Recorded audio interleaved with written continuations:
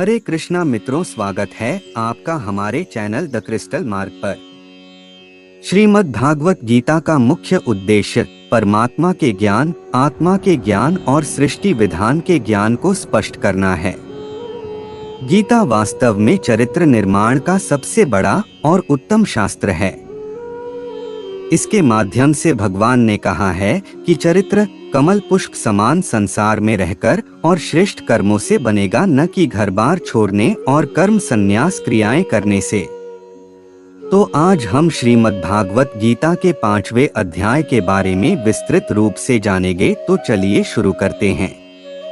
श्लोक 1। अर्जुन बोले, हे माधव, आप कर्मों का त्याग यानी कर्म संन्यास लेने के लिए कह रहे हैं और साथ ही निष्काम कर्म योग का गुणगान भी कर रहे हैं। मुझे निश्चित रूप से बताएं कि दोनों में से कौन सा श्रेष्ठ है। अर्थ अर्जुन का ये सवाल दिखाता है कि वो अब भी दुविधा में थे और फैसला नहीं कर पा रहे थे कि उनके लिए युद्ध करना सही है या युद्ध भूमि से पीछे हट जाना। अध्याय 4 के कई श्लोकों में भगवान ने कर्मों के प्रति लगाव को छोड़ने और उन्हें भगवान को समर्पित करने की बात कही है और श्लोक 42 में उन्होंने अर्जुन को कर्म योग में टिककर अपना कर्म करने के लिए कहा है। अब ये दो इतनी अलग अलग बातें हैं कि कर्मों का त्याग करना और कर्म योग में टिककर कर्म करना। मनुष्य एक ही समय में दोनों कैसे कर सकता है, इसलिए अर्जुन ने श्री कृष्ण से पूछा कि वो कौन सा एक रास्ता है जिस पर चलकर उनका कल्याण हो सकता है। श्लोक 2। श्री कृष्ण कहते हैं, कर्म संन्यास और कर्मयोग दोनों ही कल्याण की ओर ले जाते हैं, लेकिन दोनों में से कर्मयोग ज्यादा श्रेष्ठ है। हे अर्जुन, जो मनुष्य न किसी से द्वेष करता है और न किसी चीज की आकांक्षा करता है, वह कर्मयोगी सन्यासी ही कहलाता है।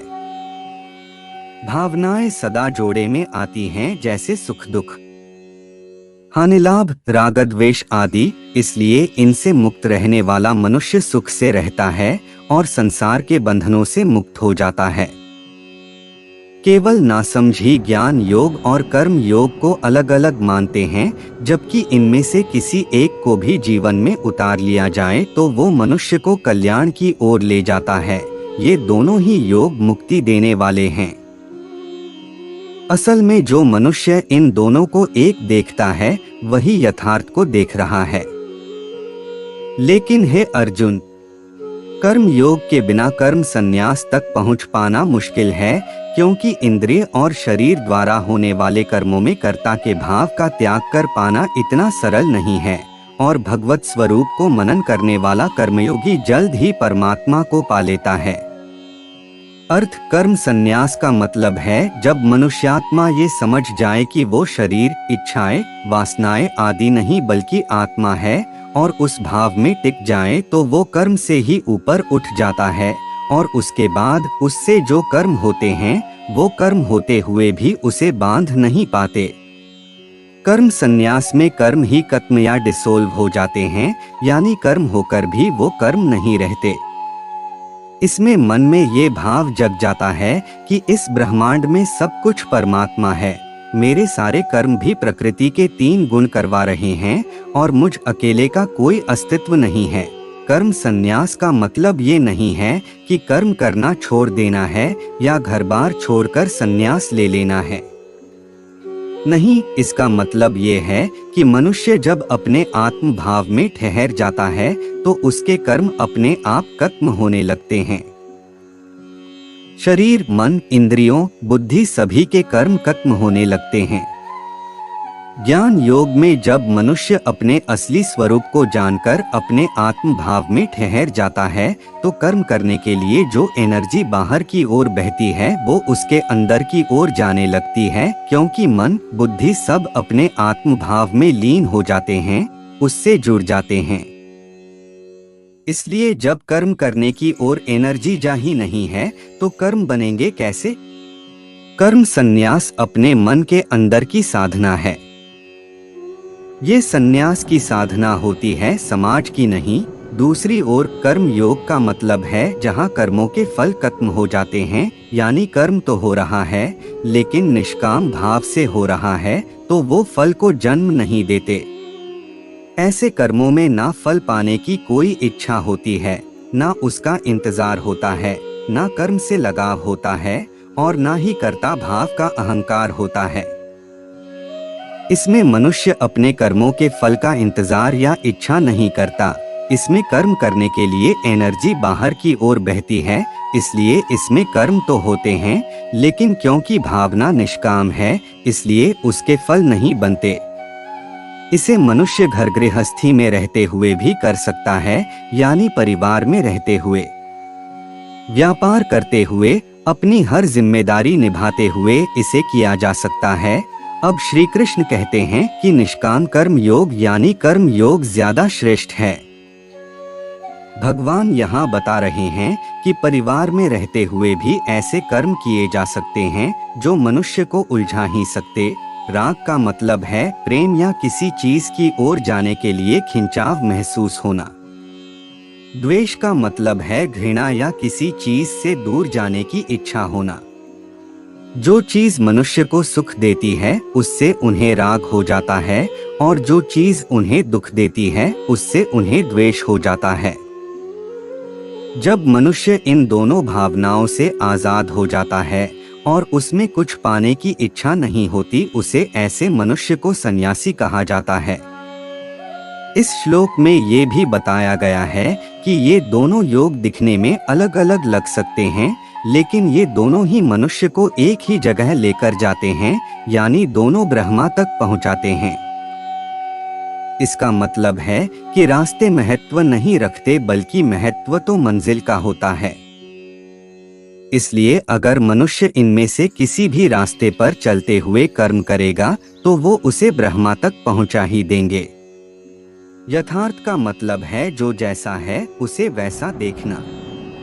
जब तक मनुष्य आत्मा के तत्व को समझेगा नहीं, उसमें ठहरेगा नहीं, तब तक वो सच को कैसे देख पाएगा। मनुष्य तो अपनी मान्यताओं, कल्पना, अहंकार आदि के आधार पर दुनिया को देखता है, इसलिए उसे अक्सर सच दिखाई नहीं देता। उसे वो दिखाई देता है जो वो देखना चाहता है। इस श्लोक में भगवान ये भी समझा रहे हैं कि निष्काम कर्म योग के बिना कर्म संन्यास को पा लेना काफी मुश्किल है, क्योंकि सिर्फ कर्मों को छोड़ देने से दुख का जन्म होता है। दुख के आने के बाद मन बेचैन रहने लगता है, जिससे शरीर खराब होने लगता है और फिर बुद्धि काम करना बंद कर देती है। इसलिए सब कुछ छोड़कर बैठ जाना इस दुनिया में प्रैक्टिकल नहीं है। सब छोड़कर बैठ जाने से मनुष्य की स्किल खत्म होने लगती है। निष्काम कर्म योग मतलब कर्म के फलों के लिए कोई इच्छा ना होना। इस तरह जब मन से फल की इच्छा खत्म होने लगे तो धीरे धीरे कर्म भी खत्म होने लगते हैं। इसलिए निष्काम कर्म योग ही वो रास्ता है जिसके जरिए कर्म संन्यास पाया जा सकता है। कर्म योग ही धीरे धीरे कर्म संन्यास बन जाता है। सच्चा सन्यासी वो नहीं होता जो कर्मों को छोड़कर बैठ जाए, बल्कि वो होता है जो हर लगाव और इच्छा को छोड़कर कर्म करे। श्लोक 3 श्री कृष्ण कहते हैं, जिसका मन अपने वश में है, जिसने अपनी इंद्रियों को काबू में कर लिया है, जिसका मन शुद्ध है, वो अपनी आत्मा को सब जीवों की आत्मा में देखने वाला निष्काम कर्म योगी कर्म करता हुआ भी लिप्त नहीं होता। अपने स्वरूप से जुड़ा हुआ तत्वज्ञानी तो देखता हुआ, सुनता हुआ, स्पर्श करता हुआ, सूंघता हुआ, भोजन करता हुआ, गमन करता हुआ, सोता हुआ, श्वास लेता हुआ, बोलता हुआ, त्यागता हुआ, ग्रहण करता हुआ तथा आँखों को खोलता और बंद करता हुआ भी बिना कोई संशय किए ये माने कि सब इंद्रियां अपना अपना काम कर रही हैं और मैं कुछ भी नहीं करता हूँ। जो मनुष्य सब कर्मों को परमात्मा में अर्पण करके और आसक्ति को त्याग कर कर्म करता है, वह मनुष्य जल में कमल के पत्ते की तरह पाप से लिप्त नहीं होता। कर्मयोगी कर्मों के फल का त्याग करके परम शांति को प्राप्त करता है और सकाम कर्म करने वाला मनुष्य इच्छा और फल की कामना में आसक्त होकर बंध जाता है। अर्थ इस श्लोक में भगवान कहते हैं कि मनुष्य अपने मन के वश में हो जाता है और वही करने लगता है जो मन कहता है, चाहे वो सही हो या गलत। इस तरह मन की बातें मानते मानते वो मन का गुलाम बन जाता है। योगी तो वो होता है जो मन की ना सुने बल्कि उसकी सुने, जो विवेक और बुद्धि से आते हैं और वही कर्म करे। ये भटकता हुआ मन ही तो मनुष्य को बांध रहा है। इसलिए मन से कंट्रोल नहीं होना है बल्कि मन को कंट्रोल करना है। जब मनुष्य अपने मन को वश में कर लेता है तो उसकी सभी इंद्रियों अपने आप उसके वश में आ जाती हैं। जब इंद्रियां वश में हो जाती हैं तो मनुष्य की भावना शुद्ध हो जाती है। जब मनुष्य की कोई इच्छा या वासना दौलत, शोहरत, किसी शरीर को भोगने की इच्छा की ओर जाती है तो वो खुद को अशुद्ध कर लेता है। दया, हमदर्दी, समर्पण, प्रार्थना वो भाव हैं जो मन को शुद्ध करते हैं। जब मन साफ हो जाता है तो बाहर भी सिर्फ अच्छाई ही दिखने लगती है। ऐसा मनुष्य सब जीवों में उस पवित्र आत्मा को देखने लगता है। वो समझ जाता है कि वो जीव भी उस परम आत्मा का ही अंश है, इसलिए उससे पाप कर्म होने बंद हो जाते हैं। अपने स्वरूप को समझने वाला तत्व ज्ञानी का मतलब है जिसने उस एक तत्व परम आत्मा के तत्व को समझ लिया है और उससे जुड़ गया है, जो ये समझ गया है कि वो एक ही तत्व है जो उसके अंदर भी है और बाहर भी पूरा ब्रह्मांड, सृष्टि, प्रकृति के पांचों तत्व उसी से आए हैं। ऐसा मनुष्य उस एक तत्व जो सभी चीजों का आधार है मान लेता है कि उसके अंदर और बाहर हर जगह वो ही तो है। ऐसा मनुष्य हर जगह एक यानी एकता देखने लगता है। उसके मन से भेदभाव का भाव ही खत्म हो जाता है। भेदभाव तो वहाँ होता है जहाँ एक से ज्यादा चीजें मौजूद हों, लेकिन ऐसा मनुष्य हर जगह उस एक तत्व को ही देखने लगता है। इसलिए जब उसकी इंद्रियां देखती हैं, सुनती हैं आदि तो वो खुद को देखने वाला, सुनने वाला माध्यम मानता है। ये नहीं मानता कि मैं सुन रहा हूँ, देख रहा हूँ। ये सब देखते सुनते हुए भी उस पर कोई प्रभाव नहीं पड़ता। वो जान लेता है कि इंद्रियां अपना काम कर रही हैं, वो खुद कुछ नहीं कर रहा। इस तरह उसका कर्ता भाव खत्म हो जाता है, जिस कारण कर्म फल नहीं बनता और ऐसी अवस्था ही मुक्ति की अवस्था कहलाती है। जैसे कमल कीचड़ में खिलता है लेकिन उसके नीचे के कीचड़ का असर कमल पर नहीं होता, वो तो कीचड़ से उठकर अपनी पूरी सुंदरता के साथ खिला रहता है। यहाँ कीचड़ का मतलब है पाप कर्म और कमल का मतलब है मनुष्य। इसी तरह जब मनुष्य निष्काम कर्म में लग जाता है तो पाप उसे छू भी नहीं सकते, क्योंकि वो तो पाप पुण्य हानिलाभ से ही ऊपर उठ जाता है। कर्म योगी सुकून और शांति से जीवन जीता है, क्योंकि उसके मन में फल की चाहत नहीं होती। जब मन में फल पाने की इच्छा या चिंता होती है तो वो मन की शांति को खा जाती है, क्योंकि मनुष्य फल के इंतजार में ही बैठा रहता है। श्लोक 4 श्री कृष्ण आगे कहते हैं, अपनी प्रकृति को वश में कर जो मनुष्य सभी कर्मों का त्याग कर देता है, वह न कर्म करता है और न करवाता है और 9 द्वारों वाले शरीर में सुख से रहता है। परमात्मा ना तो मनुष्यों के कर्तापन को, ना कर्मों को और ना ही कर्म फल को रचते हैं, बल्कि मनुष्य अपने स्वभाव से कर्म करते हैं।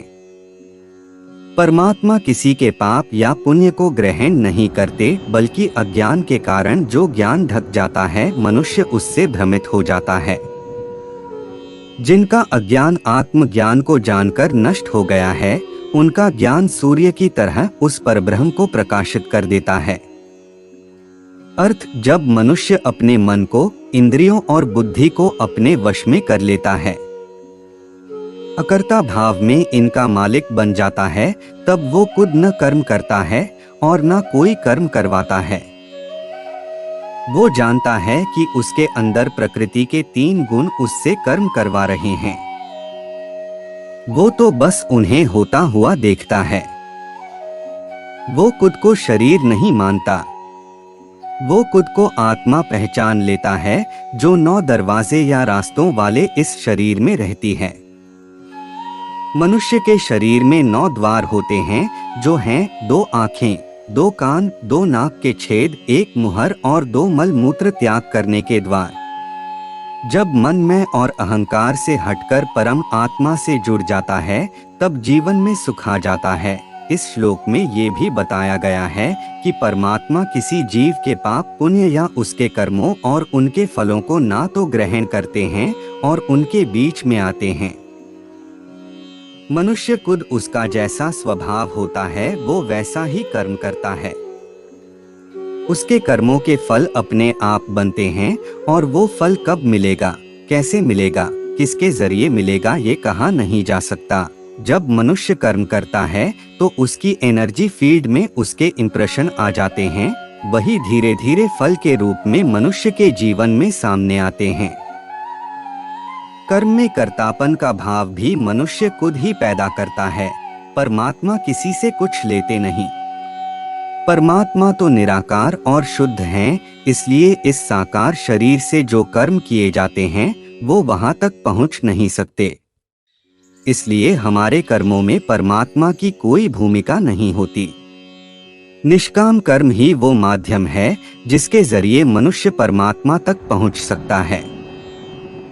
पाप पुण्य शुभ अशुभ कर्म सकाम कर्म होते हैं, यानी ऐसे कर्म जिसमें कर्ता का भाव भी होता है और फल पाने की इच्छा भी।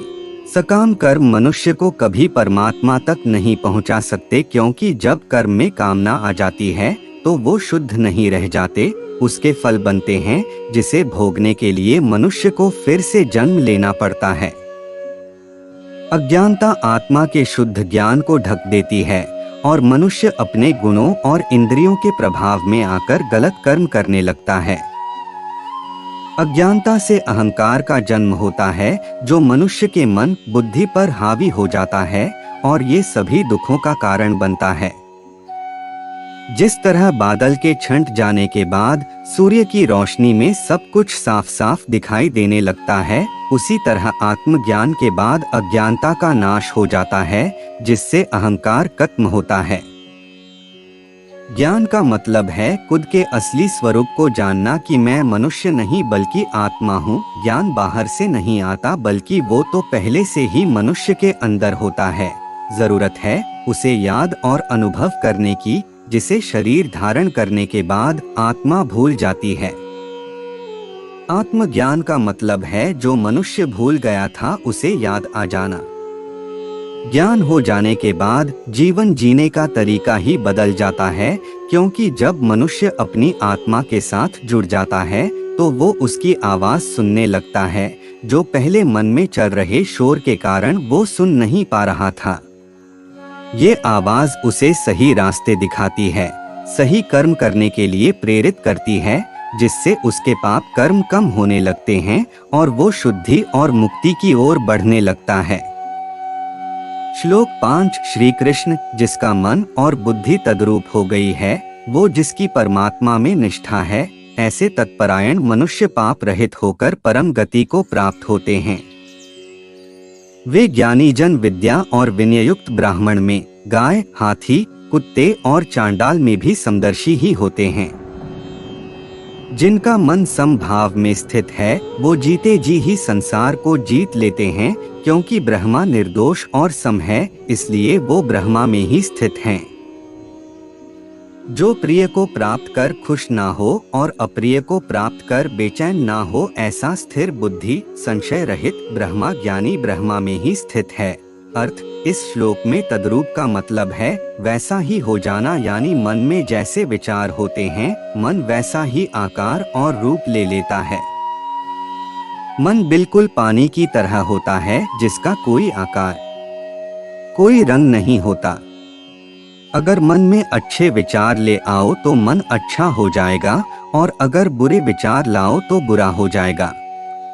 मन का अपना कोई आकार नहीं होता, जो भी कयाल उसमें आता है वो उसी आकार में ढल जाता है। बुद्धि भी बिल्कुल ऐसी ही होती है। जब ज्ञान का उदय होता है तो वो मनुष्य को ब्रह्मा का ज्ञान करा देती है, जिससे ब्रह्मा में उसकी निष्ठा और विश्वास जाग जाती है। इसका मतलब है इस ज्ञान के अनुभव के बाद मनुष्य हर वक्त लगातार ब्रह्मा का अनुभव करता रहता है। वो अनुभव होने के बाद मन और बुद्धि भी उसके समान हो जाते हैं और तब मन और बुद्धि में परमात्मा बस जाते हैं। उसके बाद ऐसे मनुष्य को और कुछ दिखाई नहीं देता। उसे चारों ओर बस उस ब्रह्मा के ही दर्शन होते हैं, यानी उसके बाद उनके अंदर समभाव पैदा हो जाएगा। वो जहां भी देखेगा, जिसे भी देखेगा, एक भाव से देखेगा। उसे कहीं कोई भेदभाव नहीं दिखेगा। उसे सब में परमात्मा का अंश आत्मा ही दिखाई देगी। जो मनुष्य लगातार अपने आप को परमात्मा के भाव में लगाए रखते हैं, उनके चित्त में पड़े हुए संस्कार, कर्म आदि सब ज्ञान की अग्नि में जल जाते हैं। ऐसा मनुष्य परम गति को पाता है, यानी उसे ऐसी गति मिलती है जहां से वो लौटकर नहीं आता। इसी को मुक्ति कहते हैं। ये अवस्था जीते जी पाई जा सकती है। ऐसा नहीं है कि मरने के बाद ही ऐसा होता है। जो मनुष्य समभाव में टिक जाता है वो अपने मन, इंद्रियों, इच्छाओं को वश में कर लेता है और इस तरह वो जीते जी पूरा संसार जीत लेता है। जब वो संसार को जीत लेता है तो संसार उसे बांध नहीं पाती बल्कि मुक्ति का कारण बन जाती है। तब संसार की माया उस पर कोई असर नहीं कर पाती। जब मन पूरी तरह ब्रह्मा में टिक जाता है तो मन में कोई दोष या विकार नहीं रह जाता, क्योंकि ब्रह्मा में कोई दोष नहीं होता। ऐसे मनुष्य को हर जगह ब्रह्मा ही दिखाई देने लगते हैं। जब मनुष्य आत्म भाव में टिक जाता है, उसमें समानता का भाव आ जाता है, उसके मन में कोई संशय नहीं होता, यानी उसे हर चीज की क्लैरिटी मिल जाती है। तब वो किसी भी परिस्थिति में बेचैन नहीं होता। जब मन में संशय यानी डाउट ना हो तो मन स्थिर यानी बैलेंस्ड हो जाता है। ऐसा मनुष्य ना अपने पसंद की चीज मिलने से खुश होता है और न ही कोई नापसंद चीज होने से निराश होता है।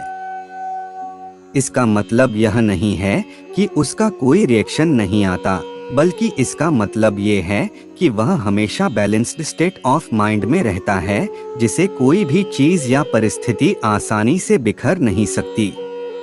श्लोक 6 श्री कृष्ण कहते हैं, इन इंद्रियों और विषयों के संयोग से जन्म लेने वाले भोग जो मनुष्यों को अच्छे लगते हैं वो दुख का कारण बनते हैं और आदि अंत वाले हैं। इसलिए हे अर्जुन, बुद्धिमान मनुष्य उनमें नहीं रमता।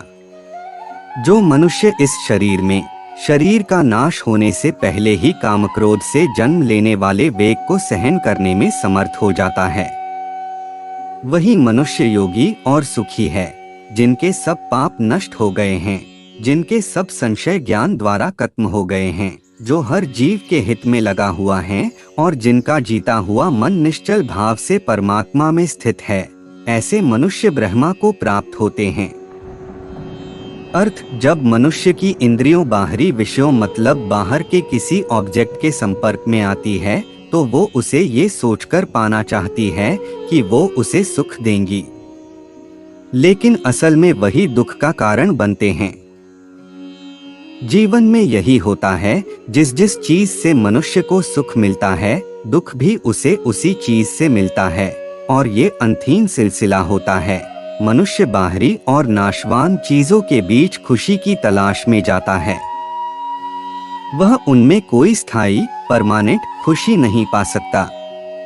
इसलिए इंद्रियों को विषयों यानी ऑब्जेक्ट से हटा देना चाहिए, क्योंकि ये मनुष्य को स्थायी सुख और आनंद कभी नहीं दे सकते। मनुष्य को अपने अंदर उस आत्म भाव में मन लगाना चाहिए जो उसे परम आनंद अनुभव कराती है।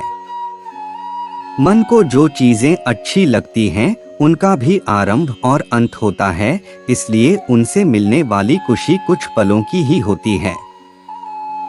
लेकिन जो मनुष्य अपने आत्म भाव से जुड़ जाता है वह लोगों में या संसार की चीजों में कभी भी खुशी नहीं तलाशता। इच्छा, वासना और क्रोध शांति के दुश्मन होते हैं, इसलिए उनका नाश करना बेहद जरूरी है।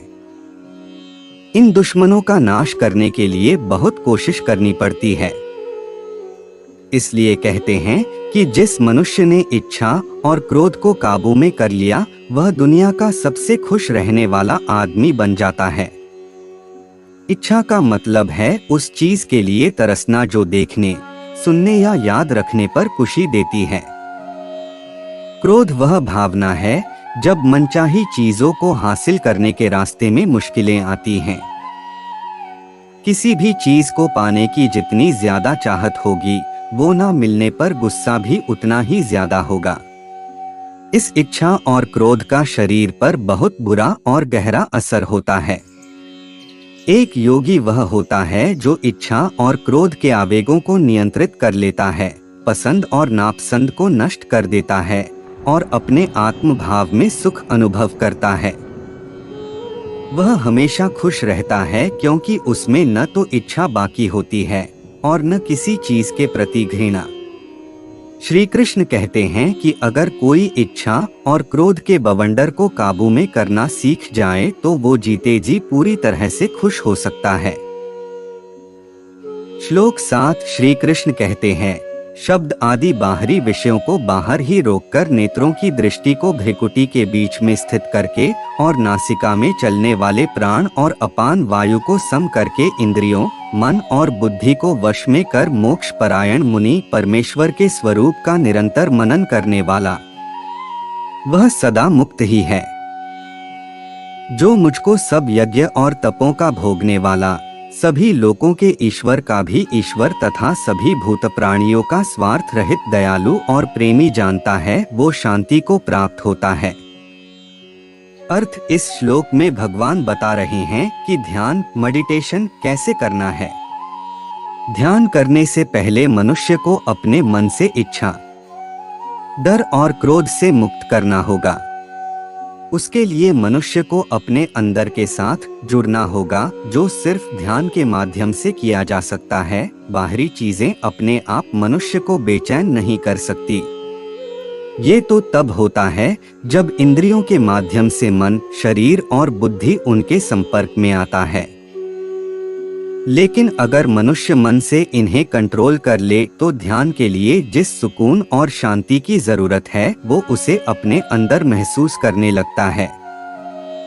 ध्यान करने के लिए आँखों को दोनों भौहों के बीच में टिकाना है, यानी फोकस करना है। फोकस करते ही पूरी एनर्जी इकट्ठी हो जाती है और बढ़ने लगती है।